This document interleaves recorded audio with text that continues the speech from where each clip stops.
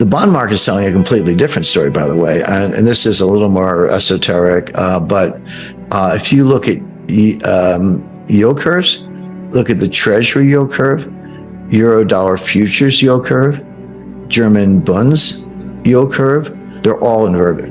They're all inverted. Now, inversions happen, just meaning the longer-term rate is lower than the short-term rate. We're seeing something globally we've never seen before, and it is the best single indicator of a recession. The last time we saw anything like this was in 2007, just ahead of the 2008 financial catastrophe. So the stock market's saying it's all good, Goldilocks, soft landing, Fed's going to get the memo, they're going to cut rates, the pivot, and buy stocks. The bond market is saying no. This is bad, and it's going to get worse, and it's actually too late for the Fed to do anything about it. See, when these inversions start, sometimes they're a year forward, like, hey, look at the Euro-dollar futures yield curve a year from now, man, that thing is inverted. But what happens is, as you get closer to the actual thing you're worried about, the inversion gets nearer and nearer. Now it is literally a month away or less. So that's like a big red siren, a flashing light, whatever you want to call it.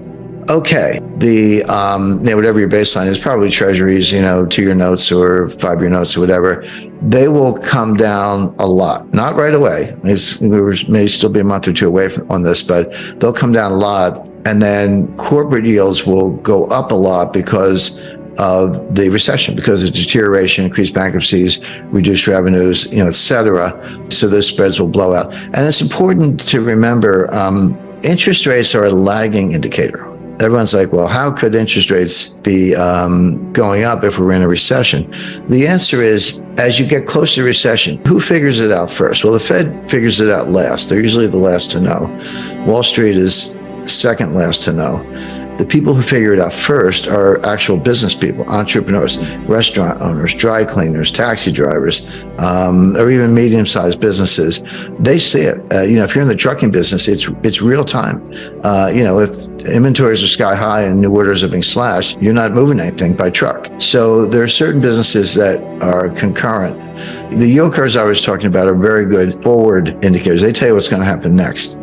A lot of business people are living in the real world in real time. They know what's happening now, and the stock market tends to figure it out later. But as far as banking and credit is concerned, what happens is if you're a business person and you see business heading down, fewer customers, whatever, you go out and borrow all you can. You're like, hey, there's a really bad recession coming. If I got lines of credit, I'm going to use them up now. I don't want my bank changing the terms. I said, I'm going to borrow everything I can.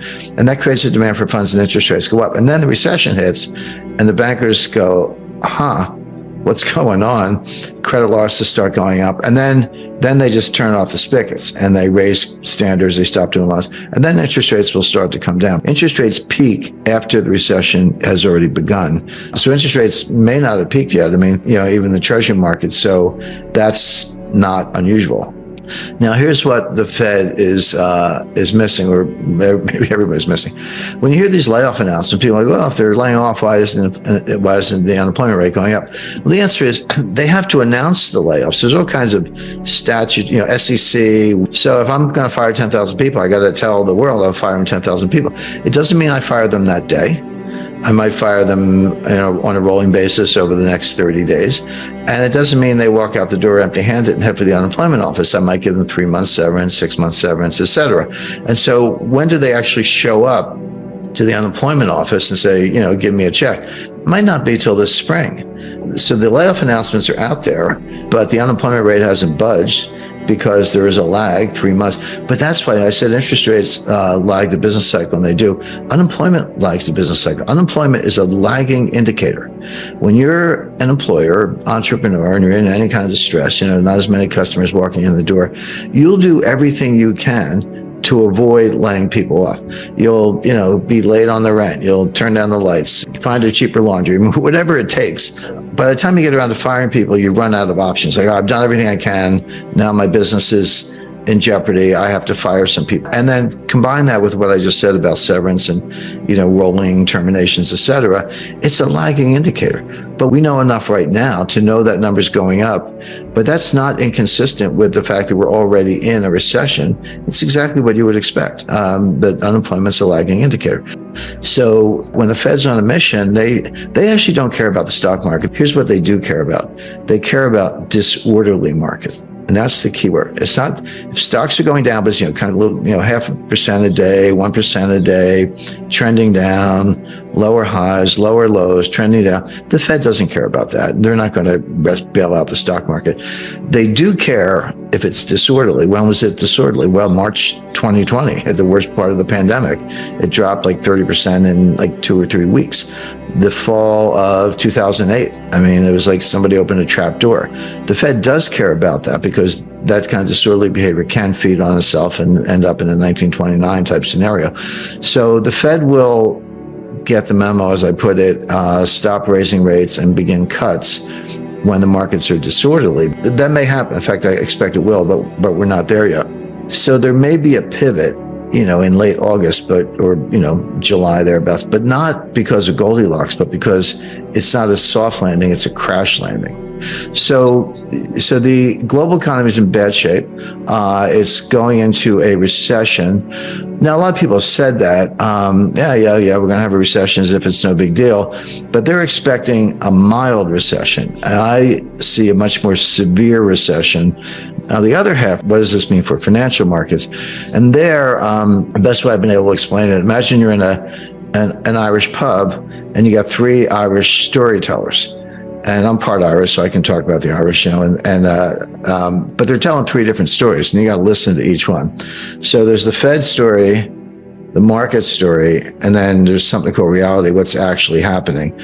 So stock market's telling us Goldilocks, bond market's telling us, here comes, Hurricane Mitch or whatever. And then there's what I call the reality, and I guess I'm the storyteller here, but what I see is a kind of a hybrid.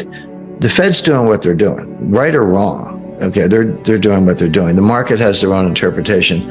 I agree with the market, certainly the bond market, that the Fed has probably over-tightened, and they may pivot to say that there could be a rate cut in August. Maybe, I wouldn't rule that out, but for a really bad reason. In other words, if the Fed cuts rates, which they may, the pivot may be real. It's not because they engineered a soft landing and Goldilocks and everything. Oh, it's just right. It's because they screwed up as usual, as they've been doing since 1913. They over tightened and they found out too late. And then they have to slam on the brakes or take the foot off the brake, if you will, in terms of rate hikes, and then pivot. And we've seen this movie before. This is exactly what happened in 2018. The stock market dropped 20%. It was like 19.9 or something on the Dow, so maybe not technically a bear market, but yeah, what's the difference? It dropped 20%. The Fed was tightening into that collapse. The Fed tightened on December 16th, 2018, only like 8 days before the Christmas Eve massacre, and after most of the 20% collapse had already happened. They tightened one last time.